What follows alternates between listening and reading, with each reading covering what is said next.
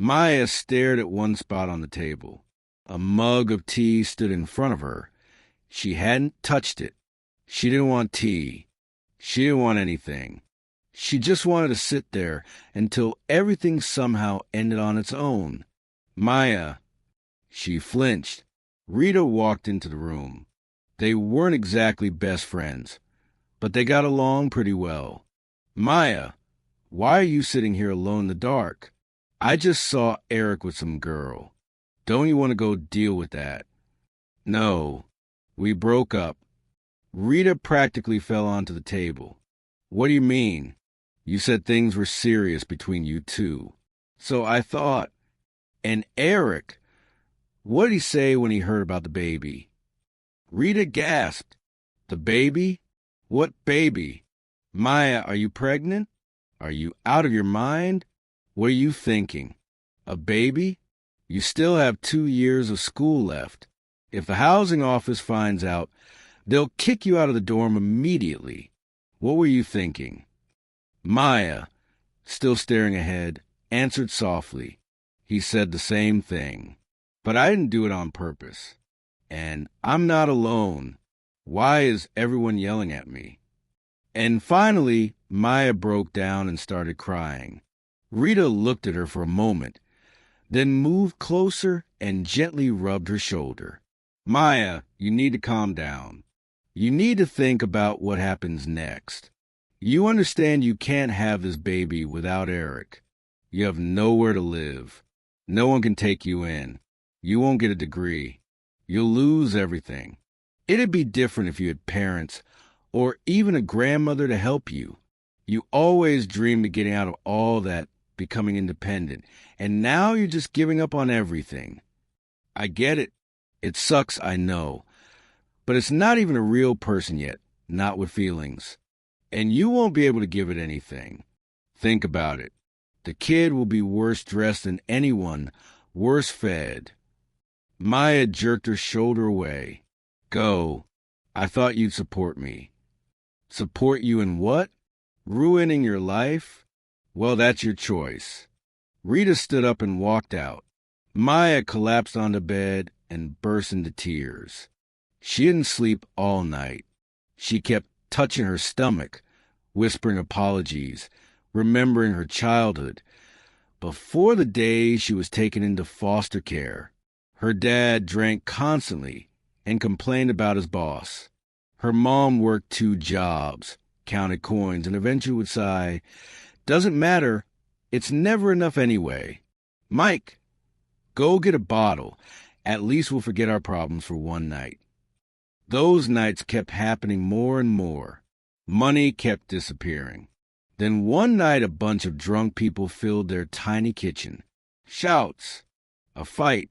Men in uniforms. Women in medical gowns. And then she was in foster care. At first, Maya even liked it. Everything was clean. They fed her several times a day. She wasn't used to that. But as she got older, she started understanding what everything really was.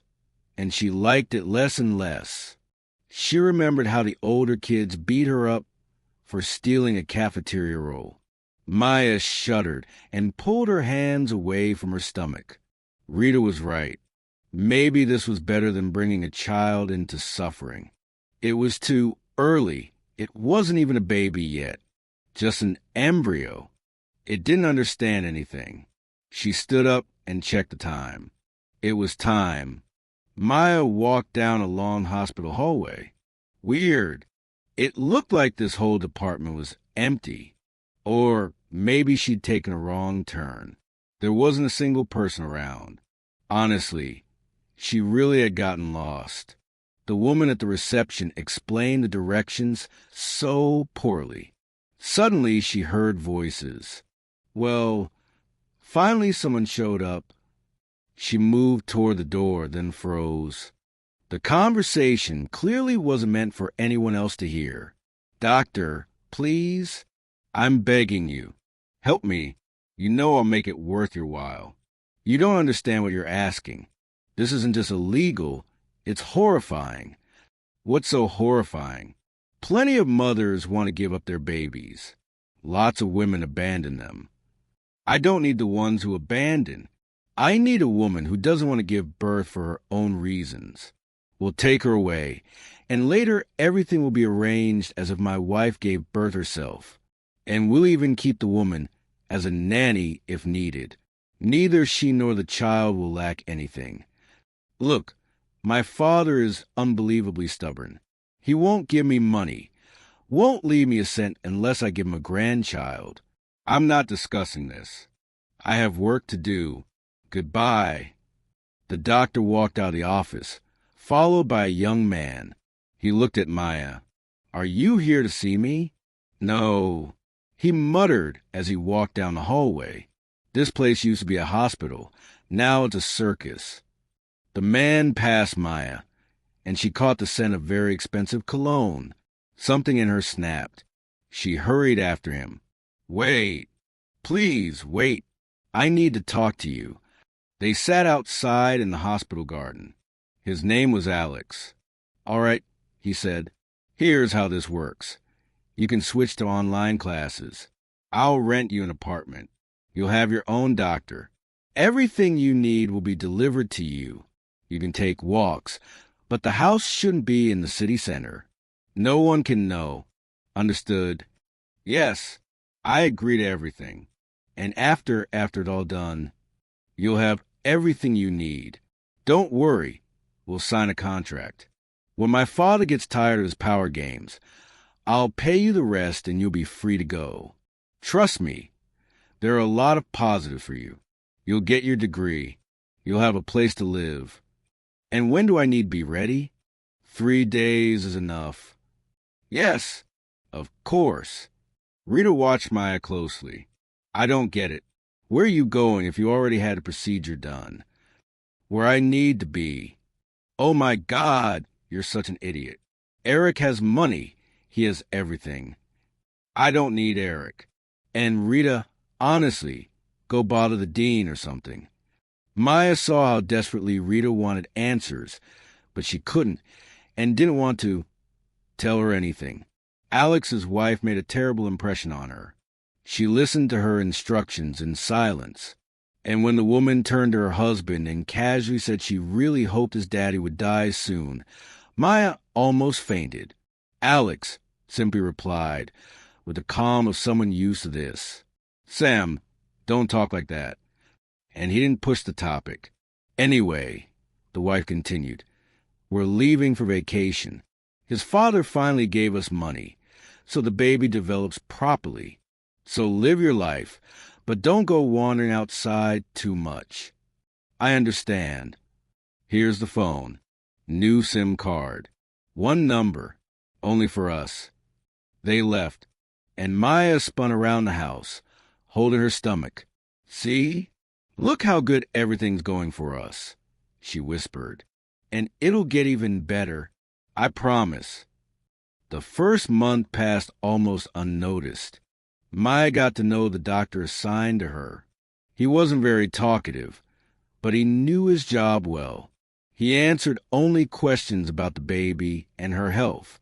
In the second month, there was no payment from Alex and his wife, Sam. Maya waited, but when only 3 days remained before the rent was due, she called herself. Sam picked up. Maya immediately felt she was drunk. Oh, it's you. I totally forgot about you. Don't call here anymore. Call Alex, or better yet, call his daddy. That idiot thought he could cheat on me. Moron. You can find someone like him, or better, in 2 minutes. Bye. Wait. How am I supposed to call? Where? Maya panicked. Her stomach tightened with fear. Sam scoffed. I'll send you the number.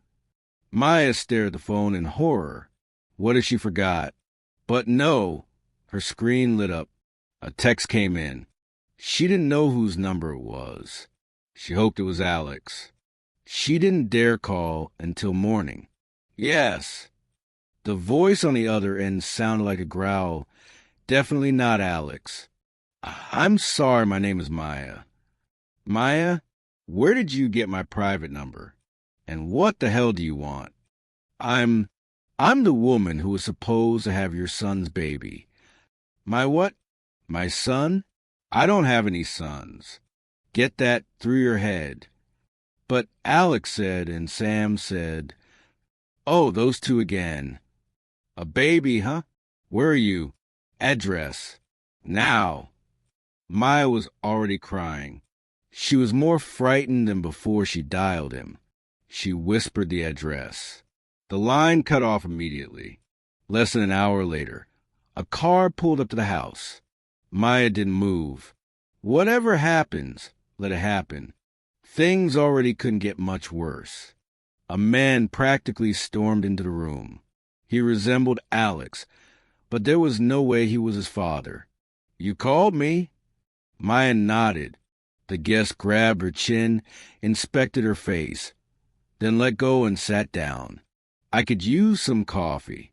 Something tells me this conversation will be long. 10 minutes later, after she set a mug in front of him, he gestured to the couch. Sit. Start talking. From the very beginning. From the moment you met my dear little brother. Maya's eyes widened. Brother? Well, Alex likes calling me Dad. Him and that airhead wife of his. Our real father was a womanizer. Had this little miracle on the side. And I, like an idiot, promised the old man before he died that I'd help my half-brother become a decent human being. Now I realize that impossible. No matter what I did, he's good for nothing except spending money and partying. Maya gave a sad smile. So they wanted a baby for you. For your approval. For the money, he corrected. Just like you. You were planning to sell them your kid, right? I'm listening. Maya was silent for a moment, then recited her entire story in a monotone. Her life, the pregnancy, meeting Alex. The man didn't interrupt, only nodded from time to time. When she finished, he shot to his feet. As soon as I find that bastard, he's finished. I swear, I should go. I need to pay the rent tomorrow, if I even stay there. And now, I guess there's no reason for me to be here. He looked at her with interest. Well, technically this is my house. Maya froze. Yeah, he said. So pack your things, you're coming with me. Where you need to be. You have no right. He didn't listen. I'll be in the car. And he walked out. Maya sat stunned. Then, as if someone guided her, she stood up, walked out, and got into the car. Once they pulled away, the man spoke. My name is Paul. I'm the brother I already mentioned. I've been trying all my life to be the father he never had. Trying and trying. He waved a hand, and suddenly Maya felt sorry for him, for this big, intimidating, but strangely vulnerable man. She touched his sleeve gently. Don't blame yourself. He doesn't deserve your attention. Let him go. Let him find his own path. You did everything you could. Paul stopped the car and stared at her for a long moment. Then he smiled. So you think I've done enough? The car started moving again. 10 minutes later, they stopped in front of a beautiful house. Alex came out. The moment he saw Maya, his face twisted. What are you doing here? Maya flinched. His voice was dripping with hatred. But Paul answered for her. You left her with no money, no help, no plan. You abandoned her. And even for you, that's low. Paul stood directly in front of him. I expected a lot from you, but this is beyond anything I imagined. I hoped the baby would make you grow up a little. Oh my God, stop acting like you're my dad. You're right, Paul said calmly. It's enough. I'm done babysitting you. Starting today, you're on your own. And no, you're not living in my house. Alex's face drained of color. Paul, seriously? You forgot what Dad said. I remember perfectly. He turned to Maya, who would have given half her life to disappear at that moment, and said, "Let's go." 7 months later, she gave birth to a healthy, beautiful baby girl. She was terrified. She had no idea what awaited her. Paul transferred ownership of the small house she had lived into her. He visited several times. She blushed every time, barely spoke when he was near. Now they were two. Life would be harder, but she would try her best. A soft knock. "May I come in?" Paul's had appeared in the doorway. Maya jumped, pressed her hands to her chest, blushing.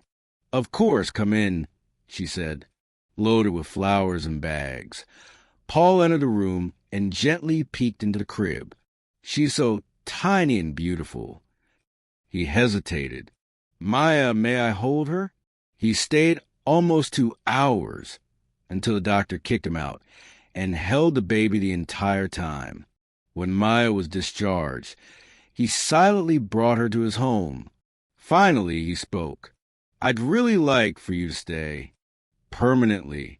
But if you don't like me, if I make you uncomfortable, I'll take you home. No questions asked." Maya smiled softly. For 6 months, they learned each other slowly. They planned their future. They watched the baby grow and change. And half a year later, they got married